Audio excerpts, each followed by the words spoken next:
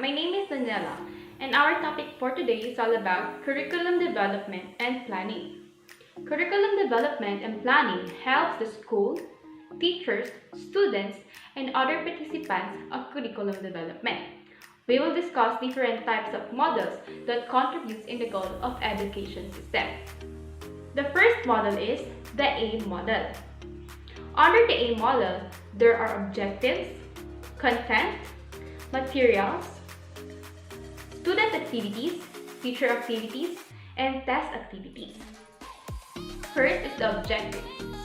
In the previous reports, they mentioned that there are different types of objectives, which are educational, behavioral, and non-behavioral.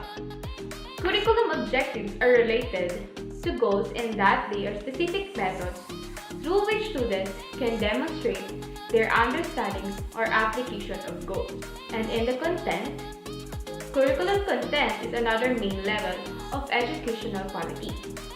It is the knowledge, skills, and attitudes imparted by learning areas or subjects.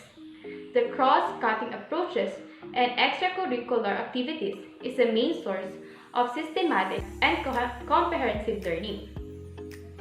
Another one is materials. Materials is defined as any systematic description of the techniques and exercises to be used in classroom teaching. These are the things that the teacher uses when he or she teaching inside the classroom, just like PPTs, video presentation, visual aids, and many more.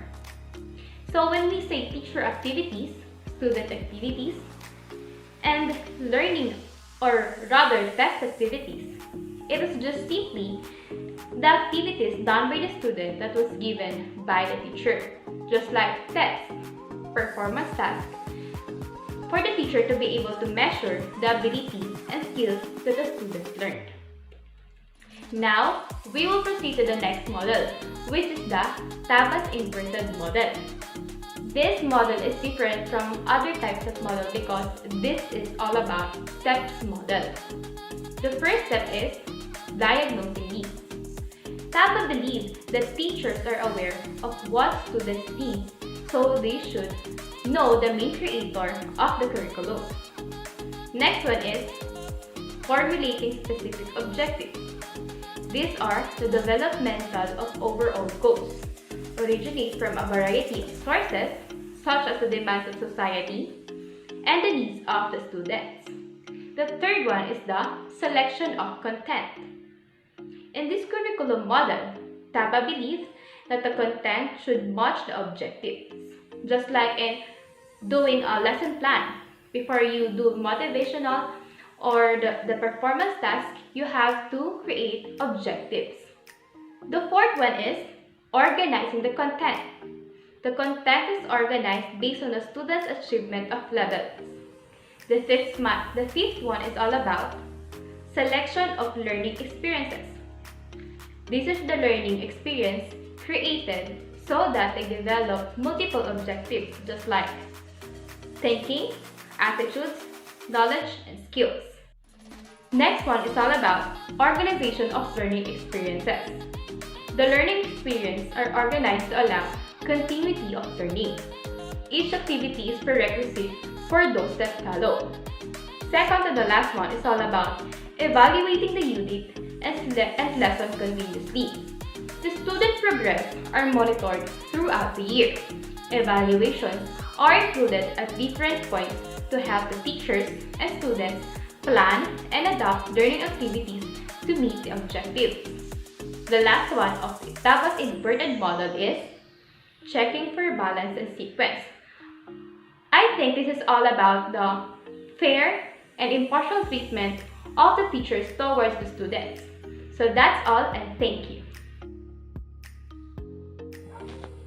So good day everyone. Today I will be going to discuss about the two models, which are the Tyler's and Smith's model and Oliva's model of curriculum.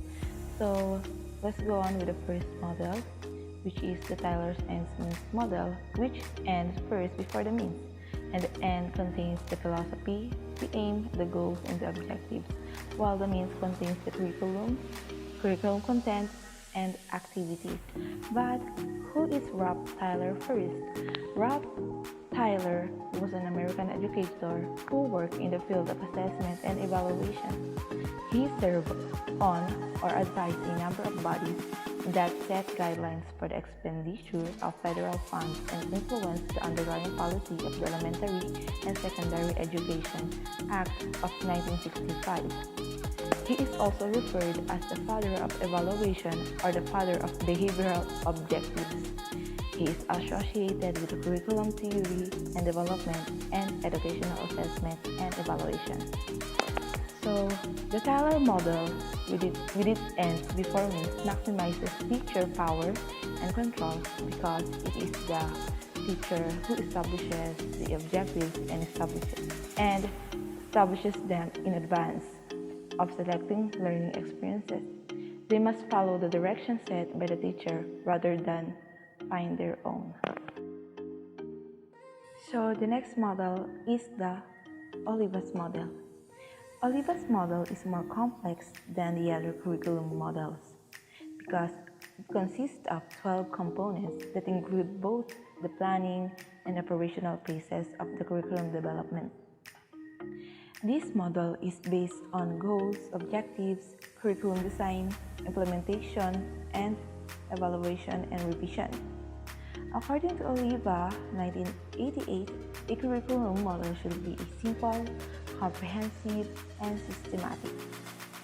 Oliva describes the curriculum development model in the 12 components in which one another interrelated. The components are as follows. First one is the general students and community needs. Next is the special students' needs, the community needs, and the needs of discipline. Third, the purpose of general curriculum. Fourth, the specific goal curriculum. Fifth, the specific curriculum organization. Sixth, the broad objectives of learning. Seventh, the specific purpose learning. 8. The selection of learning strategies. 9. Selection of preliminary technical evaluation and selection to techniques of the final evaluation. 10. Implementation of the strategy. 11. Evaluation of learning. Then 12. Evaluating the curriculum. So the first component in the development of the curriculum is philosophical formulation target. Vision and mission of the institution that all comes from the analysis of students' needs and the analysis of community needs. The first component contains statements of the general and varied idea. The second component is the analysis of the needs of the community where the school is located. The needs of students and urgency of the disciplines must be provided by the school. The second component is a goal that leads to more activity. Third and fourth component contains the goal of general and specific curriculum goals that are based on the needs as listed in the component in the second one. While the fifth component is how to organize and implement the curriculum design. The sixth and the seventh components start curriculum and explaining the purpose of formulating general and specific learning goals. If the goal of learning have been formulated, the next set of possible strategies to achieve goals such as the components of the eight. During the same can be done initial study of potential assessment strategies or techniques that will be used. Further development of the curriculum forward in the 10th compartment, namely the strategy of learning. When the curriculum was implemented, the developer component of the curriculum back to the 9th end of the evaluation techniques include the evaluation tools or the techniques. Techniques such as the assessment that has been assigned to the 9th component of the preliminary selection of the evaluation.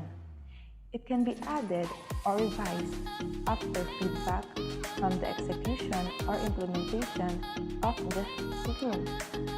The determination of assessment tools and techniques. Then, the next component in the 11th and 12th conducted the evaluation of learning and evaluation of the curriculum.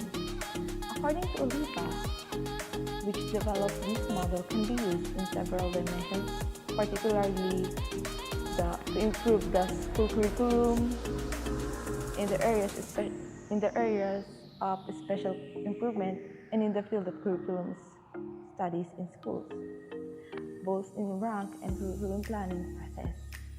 But what is the principle of Oliva, or the principle of Oliva's model?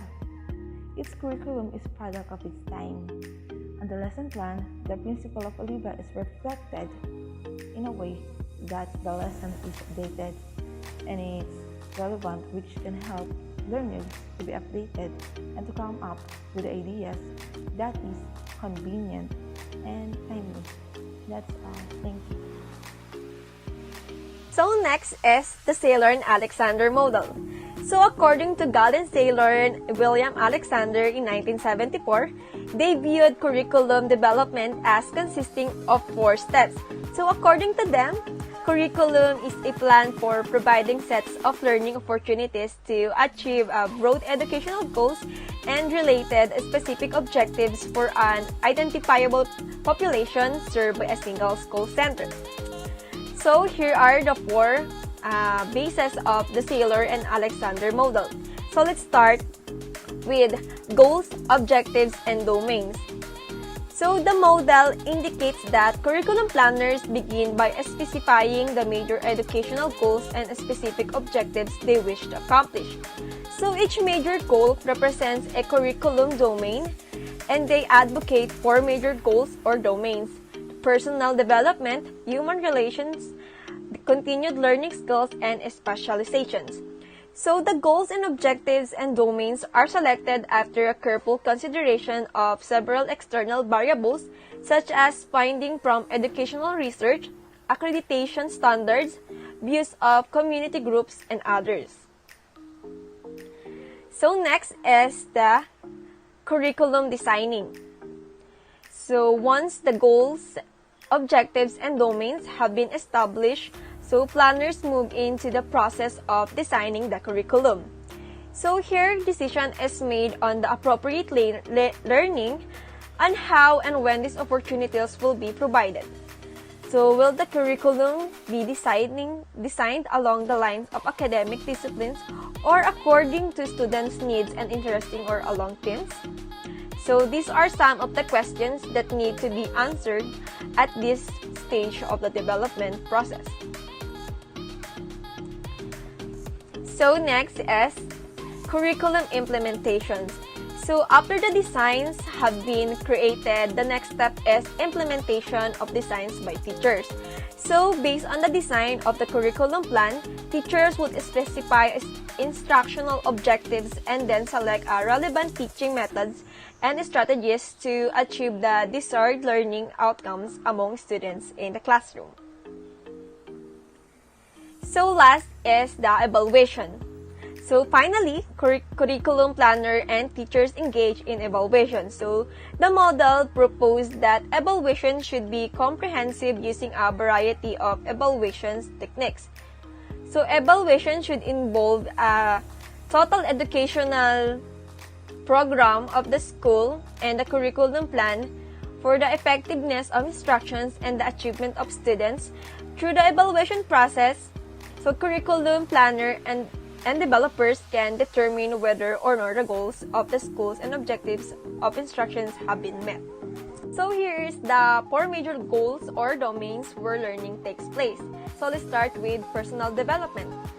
Personal development is a lifelong process. So it is a way for people to assess their skills and qualities, consider their aims in life, and set goals in order to realize and maximize their potentials. Next is human relations. So when we say human relations, we can define this as a relations with or between people, particularly in a workplace or professional setting. Next is continuous learning skills. So, continuous learning skill is about further expanding our skill set in response to a changing environment and a new developments. So, this is very important because we are called to respond to changes daily. So, for the last is specialization. So, as a specialization is focused area of study attached to a specific major with a specific coursework beyond major requirements. So, a specialization is a focused area of study attached to a specific major and is an addition to course requirements for the major. Good day everyone, I am Kim Joseph Asebuche and I'm going to discuss the McDonald's model. So the first one in the list is the concomitant learning. So concomitant learning is the sort that occurs through direct association with people, usually through informally rather than formally planned experiences. So concomitant learning means natural or existing. So dito natin makikita yung on the spot na pagkatuto ng bata na kung ano yung na-experience nila within that day, within that time, yun na yung way para matuto sila. Kumbaga, kunwari, may na-experience tayo na isang bagay ngayon na hindi natin makakalimutan. So, tatatak yun sa isip natin at nagkakaroon tayo ng lesson dun sa experience na yun. So, the next one in the list is the behavior modification through feedback. Behavior modification is defined as the alteration or behavioral patterns through the use of such learning techniques as biofeedback and positive or negative reinforcement. So, behavioral modification can also be effective in other circumstances with many demographics. In fact, just about anyone can use behavior modification to break bad habits or create healthy habits. Many adults have used behavior modification programs to quit smoking, eat healthily, exercise regularly, work harder, and reach other various goals. So in behavioral modification, dito natin makikita kung ano yung positive effect ng positive feedback na nakukuha ng bata sa mga matatanda or sa mga teachers nila. Kumbaga, yung mga feedback na naririnig, yun ang nagsisilbing guide nila para gumawa ng mabuti at kung ano, malaman nila kung ano yung tama sa mali. So the third one is in-service experience. So service experience is the end-to-end or set of students' experiences that add value to a service. So yun, parang kung ano yung natutunan ng bata sa school nila or dun sa curriculum ng school, nai-apply nila yon dun sa magiging trabaho nila in the future. So the fourth one is supervision experiences. Supervision is an integral part of the whole education and career experience. At its most basic level, supervision helps to protect children from harm and hazards that may arise in their daily experiences in play, interactions with others, and daily routines. So yun na, in supervision or yung pag-guide ng mga teachers sa kanila, malaki yung nagiging epekto nun kasi kaya nga tayo may teacher kasi para matuto tayo hindi lang about sa lesson kundi paano man natin maya apply yung lesson na yun sa everyday life natin, kung paano mababago ng lesson na yun yung pananaw natin sa buhay at kung paano tayo pakikilusin nung supervision na yun para maging isang mabuting tao at maging isang mabuting mag-aaral. So the fifth one or the last one is the pupil-teacher planning experiences. So planning is a part of the assessment process and teachers should evaluate evidence of pupils' progress from previous work before moving on to the next block of work. A variety of teaching learning approaches should be used to meet the needs of all pupils and task match to pupils' abilities and experiences.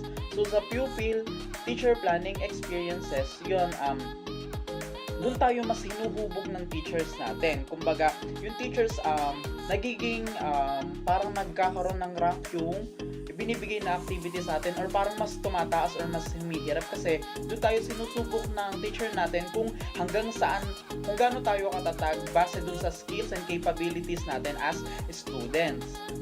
So the next one that I'm going to discuss is the participants in curriculum development and planning. So the first one is the teacher. With their knowledge, experience, and competencies, teachers are central to any curriculum improvement effort. They are responsible for introducing the curriculum in the classroom and outside the classroom as well. So, teacher is a role model.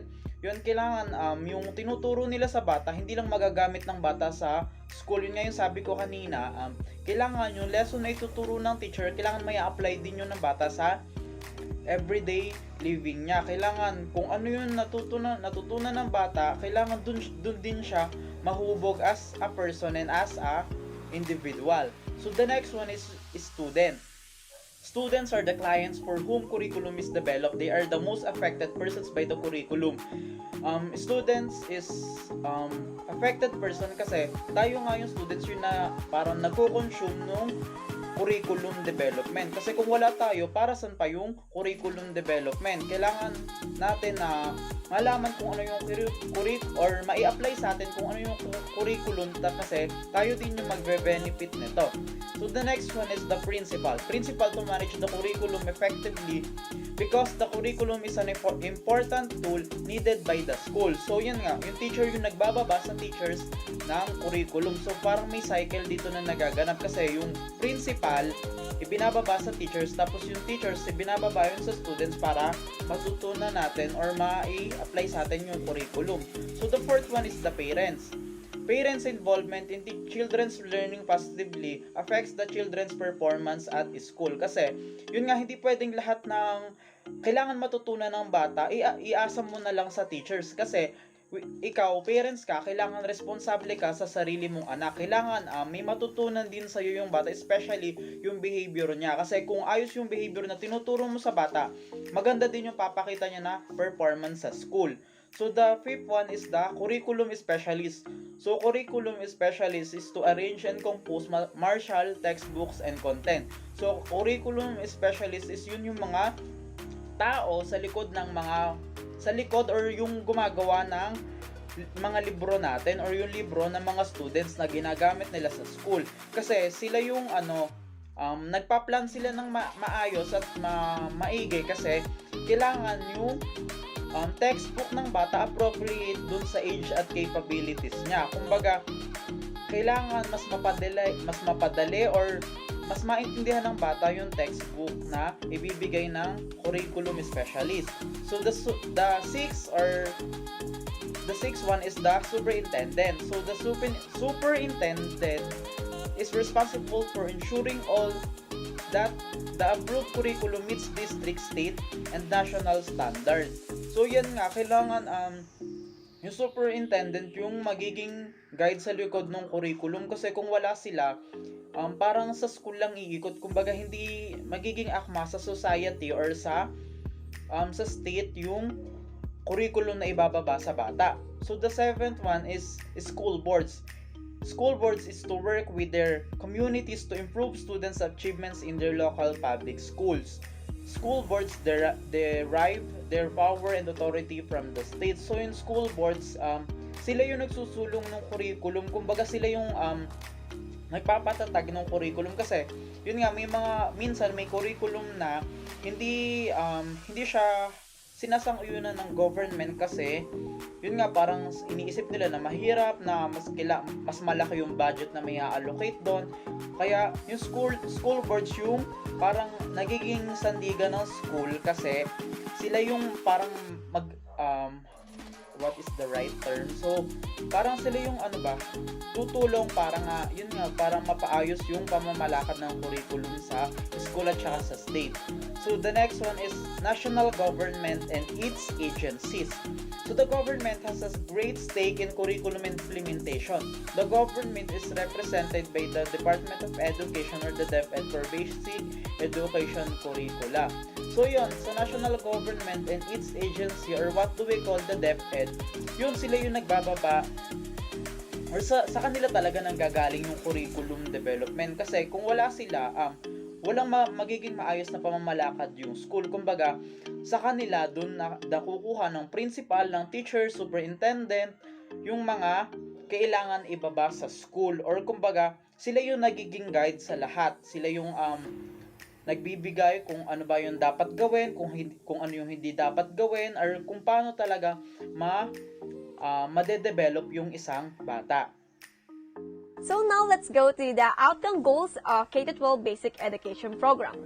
So the goal of Enhanced K-12 Basic Education Program is to create a functional basic education system that will produce productive and responsible citizens equipped with essential competencies and skills for both lifelong learning and employment. So the K-12 Basic Education Program seeks to realize the following. So let's start with number 1. Philippine education standards to be at par with international standards. So the implementation of the K-12 Basic Education Program is considered to be one of the most significant educational reforms in the country. So it introduced programs and projects that aim to expand and improve the delivery of the basic education in the country. So the goal of K-12 curriculum is for all learners to have an access to quality and relevant education. So in effect, all learners have opportunity to become well-rounded, happy, and smart individuals who are confident to pursue their chosen path. Next, number 2. More emotionally mature graduates equipped with technical and or vocational skills who are better prepared for work, so middle-level skills development and higher education. So graduate will possess competencies and skills relevant to the job market. So the K-12 Basic Education Program was designed to adjust and meet the fast-changing demands of society to prepare graduates with skills essential for the world of work. So number 3 is significantly address the shortage or gaps in educational inputs, teacher items, school head items, classroom, instructional materials addressed significantly. So, content standard guide public and private school instructions, curriculum and assessment in an organized and meaningful manner, essentially providing a map of where the curriculum should go and enabling schools and teachers to tailor their instructions to meet the needs of diverse learners. So finally and ideally, they can guide the allocation of instructional resources by clarifying the goals of instructions and motivating districts to identify how to use their resources to achieve these goals. Number 4 is broadened and strengthened stakeholder support in the improvement of basic education outcomes. So the stakeholders plays an important role in managing schools. So they are the partners of the school's leaders in making the schools conducive to teaching and learning. So if schools are to deliver better outcomes in a sustainable manner, the key stakeholders within the school and the community served by the school must be enabled and empowered to manage their school level affairs so that they deliberately and continuously improve the link between their own efforts and their collectively desired educational outcomes. So, the central insight of this reform trust is the people affected by the school's operations are the best people to improve the quality of the schools. So number 5, improve internal efficiency. So improving quality and efficiency of education would enable the individuals to satisfactorily achieve and enhance the standing of educational institutions within the community.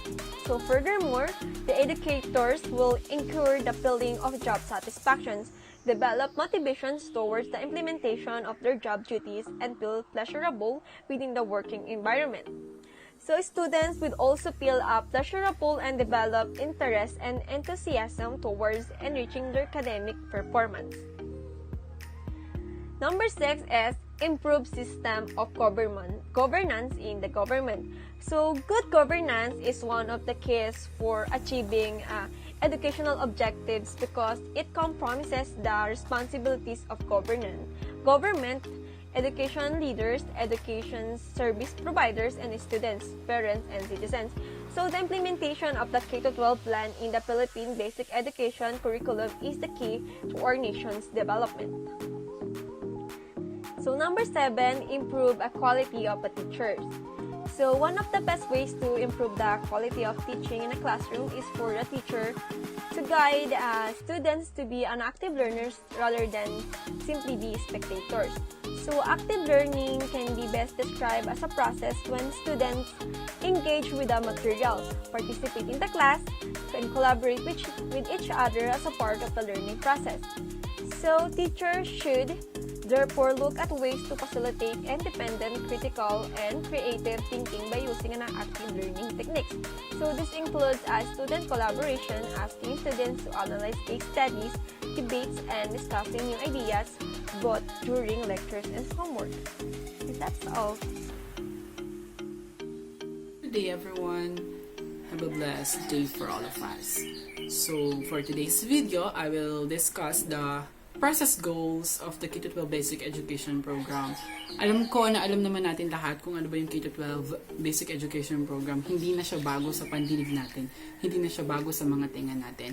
And we can deny that we are the first batch of K-12 Basic Education Program na nag-take nito, na they experiment us. Diba? Hindi naman kasi ganun kadali na tayo yung unang beses na mag-deal with the new curriculum or with the new program that is come from the DepEd and other education stakeholders. So, una-una natin pag-uusapan ay yung deconquest and reform the basic education curriculum in the coordination with CHED, o yung Commission on Higher Education, tsaka yung TESDA, at tsaka yung other education stakeholders. Hindi naman kasi in-implement yung K-12 Basic Education Program na ng DepEd lang. Nakipag-coordinate sila with CHED, nakipag-coordinate sila sa officials ng TESDA, diba? Sa mga professionals, teachers, from the government, diba? At saka yung sa mga parents din, nakipag-coordinate din sila para ma-implement to. Ibig sabihin, unang-unang proseso or unang-unang kailangan ma-achieve ng K-12 Basic Education Program ay yung ibang other stakeholders, hindi lamang yung CHED. Or hindi lamang yung DepEd rather. Pangalawa naman, it develops culture-sensitive, culture-responsive, and developmentally appropriate print or non-print online learning resources for K-12. Ibig sabihin, yung K-12 Basic Education Program, dina-develop ito yung culture sensitivity ng mga bata, at the same time ng mga other stakeholders, education stakeholders, parents, teachers, diba? Culture responsive and developmentally appropriate print and non-print online resources, learning resources for K-12 program. Pangatlo naman ay yung conduct in service training for teachers relative to the implementations of the K-12 curriculum. Ito yung sinasabi ko nga na, di ba, hindi naman kailangan kapag gusto mong mag-implement ng isang bagay ay wala kang gagawing action. For example, the basic education program ngayon, K-12, bago siya i-implement, syempre, nagkaroon muna ng mga services, trainings, ganyan, mga trainings dun sa mga teachers for them to, to deal with the new curriculum. Hindi sila basta, ilalagay nila yung kanilang mga paa sa sapatos na hindi naman nila alam kung suotin. Ibig sabihin, kung i-connect ko lang, kailangan, iti-train muna tayo. We, the future teachers, iti-train din tayo to deal with the, to the K-12 Basic Education Program. Hindi basta-basta yung mga teachers ay isasabak sa isang labanan na hindi naman talaga nila alam ang proseso. Ganon din ang K-12 Basic Education Program. Nag-i-implement tayo ng mga iba't ibang program, iba't ibang services for them to ready to face the reality and the challenges of the K-12 Basic Education Program. Pang-apat naman ay yung focus on integrated instruction to equip learners with skills for future implementation or future employment, critical and creative thinkings, and life skills. Alam ko naman na we are the 21st century learners. Kaya kailangan tayo yung unang batch at saka yung iba pa ng mga sumunod na generation, kailangan yung K-12 Basic Education Program pala ay ihahanda tayo for our future. parang college lang din yan eh. Mas na-ahead lang tayo because we have the K-12 Basic Education Program. Inihanda lang tayo ng DepEd and other education stakeholders para, alam mo yun, maging handa sa realidad ng buhay. Tinuturuan tayo nito yung mga 21st century skills. Diba, kapag meron tayong 21st century skills, empowered tayo. And we are, nade-develop natin sa sarili natin. We have the ability of 21st century skills. At yan ang magandang first step to deal with our careers, for our futures. Ano nga ba yung gusto natin for our college? Diba? For our college level, ano ba yung kukuhanin natin? At yan, ang one of the reason or process goal of K-12 Basic Education Program to all of us, especially students. Panglima naman ay yung universalized kindergarten by 2012. When we say universalized, nilahat na nila, di ba dati okay lang na hindi tayo mag-kinder, okay lang na hindi tayo mag-nursery. But today, hindi tayo makakapag-move forward for another level kapag hindi natin na-take yung kindergarten. So yung pang-anim naman ay yung institutionalized school-based management for school empowerment. Yan yung lagi nating tatandaan na the new K-12 Basic Education Program will empower students, will empower learners, teachers, diba? At saka yung school. Yan talaga. Hindi lang kasi dapat tayo nag-i-implement, diba? Or nagpa-process ng K-12 Basic Education Program at the same time kailangan na i-empower tayo. Pang 7 naman ay Institute Reform in Assessment Framework and Practice for a Learner-Centered Basic Education. Yun talaga yun eh. Ang K-12 Basic Education Program, learner-centered siya. Yun lang yung lagi nating tatandaan. Pang-8, or yung pang-8, it addresses basic input source shortages in classroom, teachers, and textbooks. Kung mapapansin natin ngayon, marami na tayong facility na nakikita na nade-develop. Diba? Minsan nga nalulungkot ako kasi nung elementary tayo, medyo sira-sira.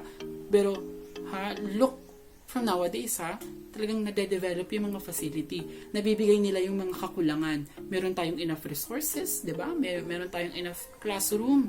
Sumusobra pa nga minsan. Dati, nagkukulang tayo sa mga upuan ng mga bata tayo. Nabubukbok na yung mga upuan natin na gawa pa sa kahoy. Pero ngayon, diba, sinisigurado ng DepEd o sinisigurado ng government na we have the enough enough materials to implement into our lives, diba? Dun sa bagong curriculum nga na sinasabi. So, pang-9, promote good education, governance in the entire Department of Education. Simple lang, it promotes good education for all of us, diba? Yung una na napupunan yung mga resources, materials na kailangan natin. Ngayon naman, napupunan naman yung mga learning materials naman, yung mga education naman, knowledge, understanding, skills, ability of students, napupunan na siya. Diba? Kung yung pang number 8 ay yung mga hard materials, ngayon naman, yung mga soft materials. So, yung pang 10 naman, it's pursue legislation to institutionalize K-12 Basic Education Program. So, bago ma-implement nga itong K-12 Basic Education Program, dumaan siya sa maiging proseso dumaan siya sa masinsinang proseso kasi, 'di ba? Ang dami kasing branch, 'di ba, na maaapektuhan to implement this. Oo, maganda siya pero mahirap siyang i-implement. Lalo na nga dito sa Philippines. Pero mabuting dahilan at mabuti ang nangyari kasi na-implement siya at na-develop siya sa magandang paraan. For number 11, formulate transition management plan for the K-12 implementation by including modeling per region per specialization. At yung panghuli naman, number 12, it identify K-12 model schools per region per specialization tracks that will model senior high school by school year 2012 to 2013. Ibig sabihin, ito palang K-12 Basic Education Program, may mga tracks pala to eh. Diba? Techbook, UMS, diba? STEM, GAS, diba? General Academic Strand for those students na hindi pa nila alam kung ano ba yung tatahakin nilang path or way kapag nag-step na sila for their colleges, diba? For their college level. So, ganun lang guys yung process, goal of the K-12 Basic Education Program. Then, I hope na natuto kayo din sa mga ideas na share ko sa inyo at pinagsasabi ko. Thank you and God bless. Mag-iingat po tayong lahat.